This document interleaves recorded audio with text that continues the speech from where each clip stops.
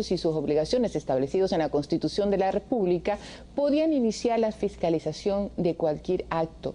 Sin embargo, con las nuevas regulaciones se necesita que todos los bloques se muevan. La consecuencia, lo que vemos hoy. Por eso es interesante lo que nos va a contar el asambleísta de Alianza Tiempo Cambio, PSC y Creo. Gracias por acompañarnos en los desayunos de 24 horas, Luis Fernando. Buenos días.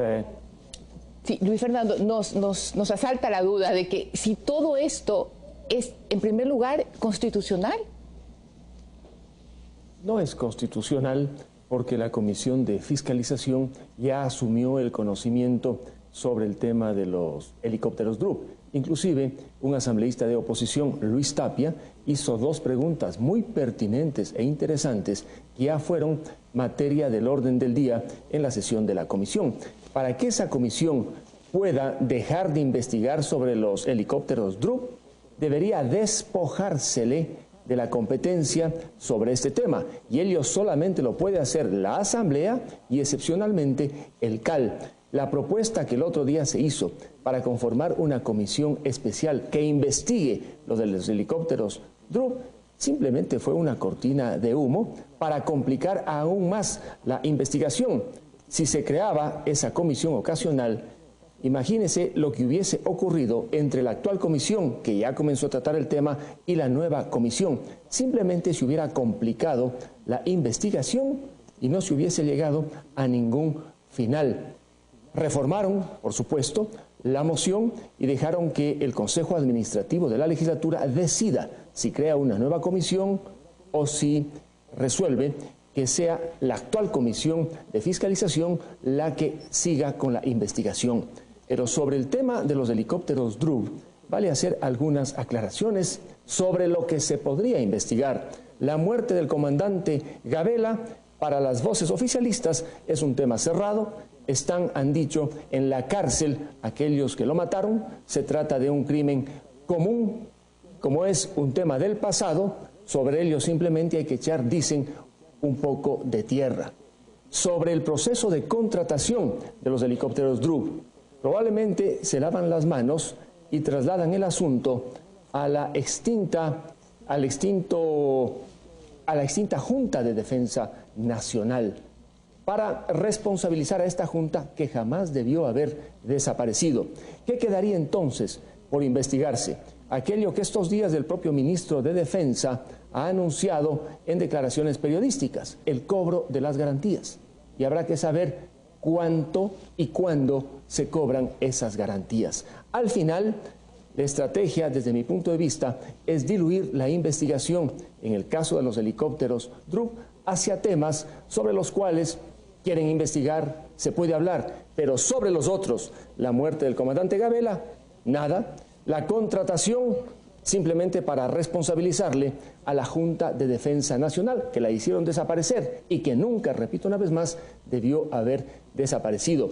Por lo demás, desde el punto de vista jurídico, resulta bastante difícil, como dije, que una nueva comisión ocasional asuma la tarea que está llevando adelante la Comisión de Fiscalización. Si llegaran a constituir una comisión ocasional, le darían, por supuesto, una bofetada a la Comisión de Fiscalización y no creo que lleguen a ese extremo. Existen disputas internas entre los asambleístas y Alianza País.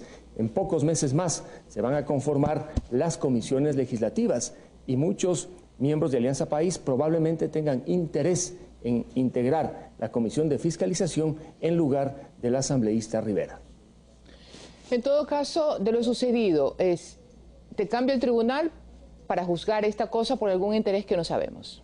Porque, por decirlo de alguna manera, el organismo competente es esta comisión. Hubo un alboroto, algo pasó, una vez más se fraccionó la bancada de Alianza País, entonces vamos a sacar esta comisión. No me interesa que Rivera y sus personajes alrededor lo investiguen en este caso, vamos a crear otra comisión. Pero no, mejor no la vamos a crear nosotros para no tener problemas y le vamos a decir al CAL que a ver si está correcto o no lo que hacemos. Así es en inicio el tema, ¿no? Sí, así es, María Josefa. Pero hay un segundo punto que está relacionado con el primero, Luis Fernando, y esto quería... Hay un acta, hay una parte de un audio, si no me equivoco, consta en las actas de la Asamblea de noviembre del 2013, en la que el general Gabela tiene una llamada por teléfono con alguien que él presume lo está siguiendo bajo órdenes de otro personaje de las Fuerzas Armadas. Y le dice, ¿no? Le dice, sígueme, no me sigas lejos, sígueme cerca, las puertas de mi casa están abiertas. Si quieres investigar algo, yo mismo te doy la información, pero déjame decirte que lo que estás haciendo es ilegal y también déjame decirte que si algo me pasa, ustedes son los responsables. Ese audio no le resultó suficiente a la Asamblea para incluir una investigación mucho más amplia que aborde el tema. Un asambleísta, el asambleísta Aguilar, trató el tema precisamente del audio, pero no hubo el eco necesario en quienes deciden al interior de la Asamblea. Y las voces oficiales del régimen, algunos ministros, han dicho que ese tema está resuelto. Los que lo mataron están, dicen, presos, han sido sentenciados. Se trata de un crimen común. El peritaje hecho por el perito argentino, en el que faltan páginas o sobran páginas, se dice que es el informe final.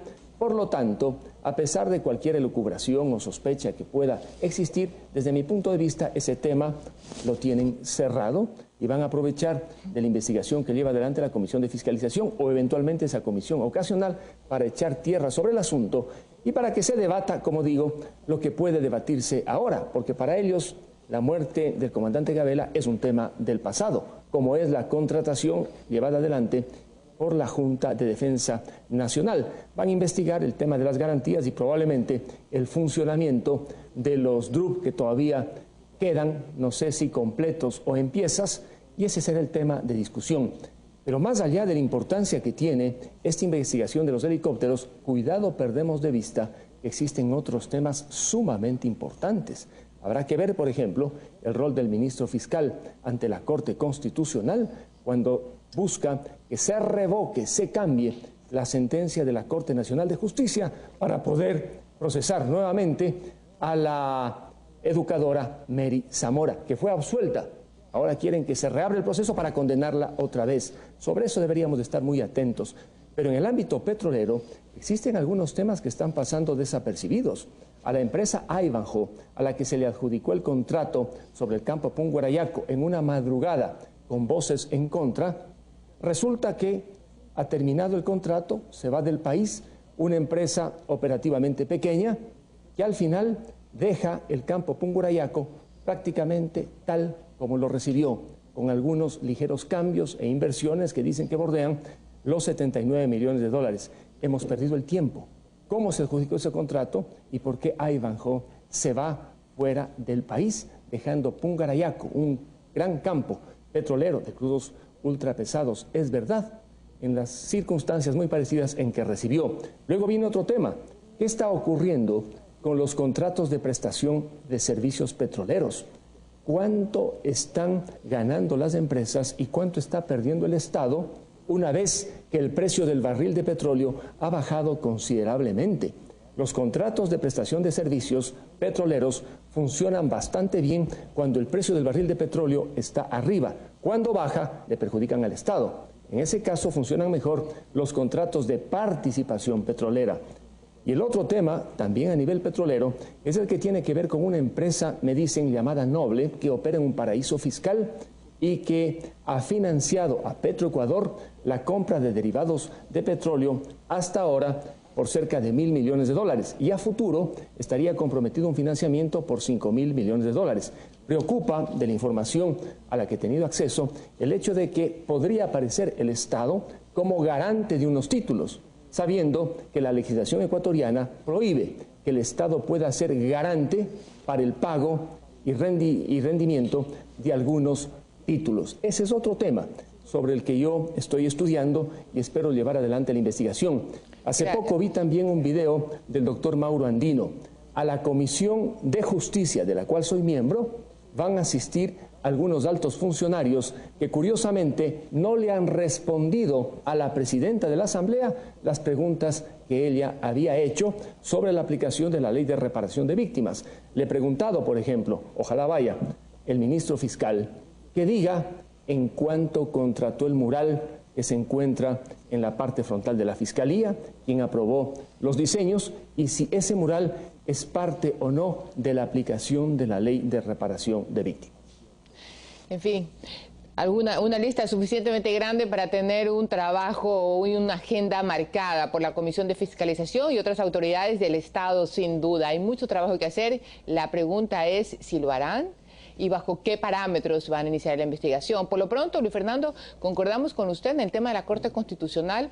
Pareciera que la Corte Constitucional, a través de sus fallos, que hay muchos sobre los cuales hay bastante que opinar y no cosas buenas, coincide entonces con revocar las decisiones de la Corte Nacional de Justicia para apuntar a castigar a quien se expresa o a quien simplemente no le gusta lo que algún periodista o algún líder social dice. Por ejemplo, después de este bloque vamos a conversar con un periodista sobre el cual la Corte Nacional lo declara inocente, pero la Corte Nacional lo declara inocente, pero la Corte Constitucional revoca todo porque quiere e insiste perseguir a este periodista por un supuesto daño moral.